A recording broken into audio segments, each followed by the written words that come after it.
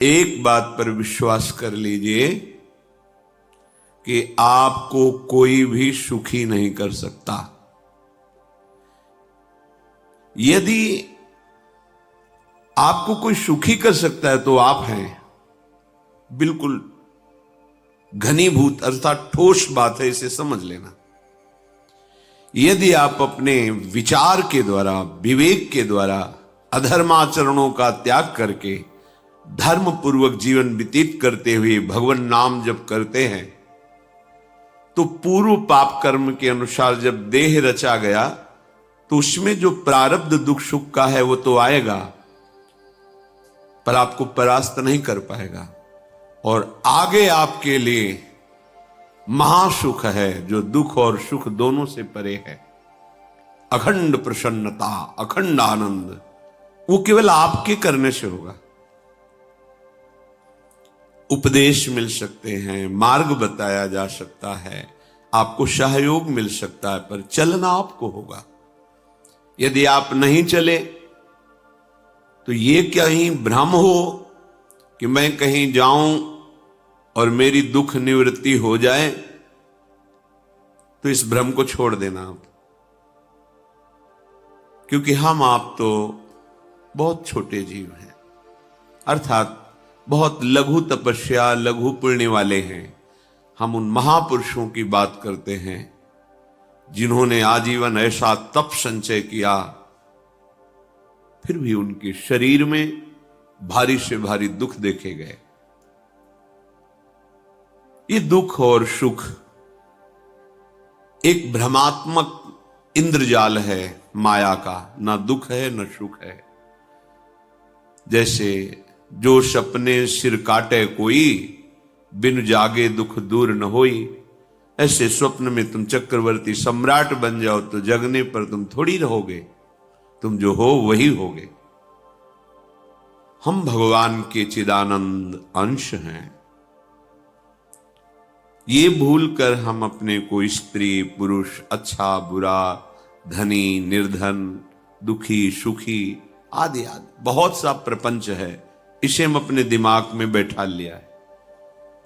जब तक आप ये प्रपंच नहीं छोड़ोगे तब तक आपको सुखी कोई कर ही नहीं सकता, क्योंकि दुखालयम नाशवान संसार का तो तुमने अस्तित्व रखा है।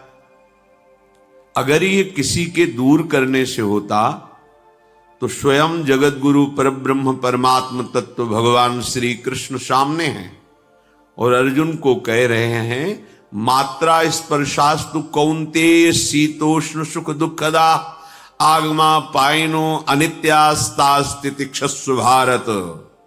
हे भारत, हे अर्जुन, ये आने जाने वाले अनुकूलता प्रतिकूलता, गर्मी शीतलता, अर्थात काम क्रोध लोभ मोह मद मत्सर अपमान निंदा, ये सब ताप पहुंचाते हैं। अनुकूलता सम्मान यश कीर्ति धन वैभव, मानी हुई मान्यता, ये सब शीतलता पहुंचाते हैं। ये उष्णता और शीतलता, अनुकूलता और प्रतिकूलता आने जाने वाले हैं।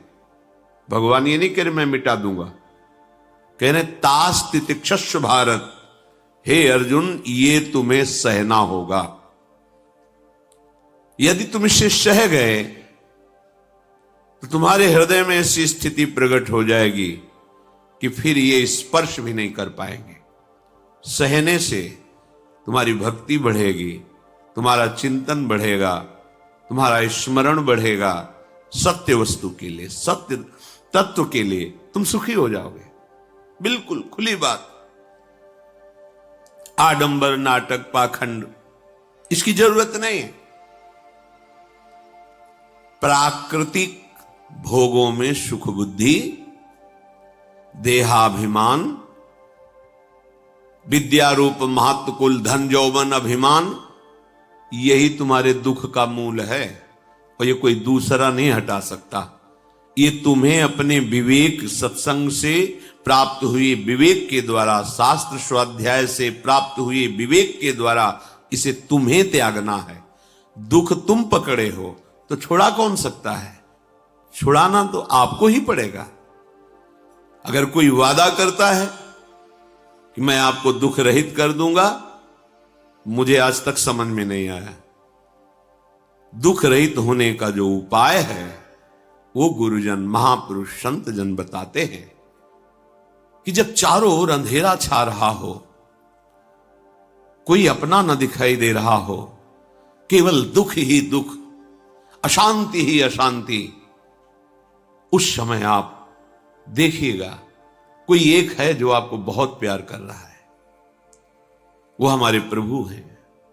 आप जिनकी तरफ पीठ किए हो और जहां दुख है उधर मुख किए हो, वापस घूमो, सन्मुख होइएगा। सन्मुख होए जीव मोय जबहि, जन्म कोटि अघनाशों तबहि। करोड़ों जन्मों के पाप नष्ट कर देते हैं भगवान। जहां प्रभु की तरफ हुए तो पता चला बहुत जन्मों से बिछुड़ा था, वो मेरे स्वामी मिल गए।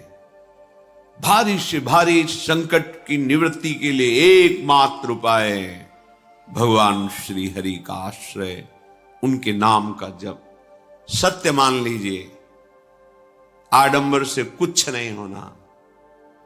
चाहे जितने जंतुर बांध लो, चाहे जितना जो कुछ जादू टोना जो मनावे सो कर लो, बारी मथे घृत होए बरु शिकताते बरु तेल, बिनु हरि भजन न भवतरी यह सिद्धांत अपेल। विनिश्चितम बदामिते नान्यथा वचांस में हरि भजंती।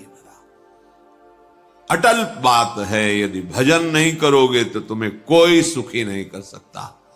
तात्कालिक आपको ऐसा लग सकता है मेरा काम बन गया, नहीं, वो तत्काल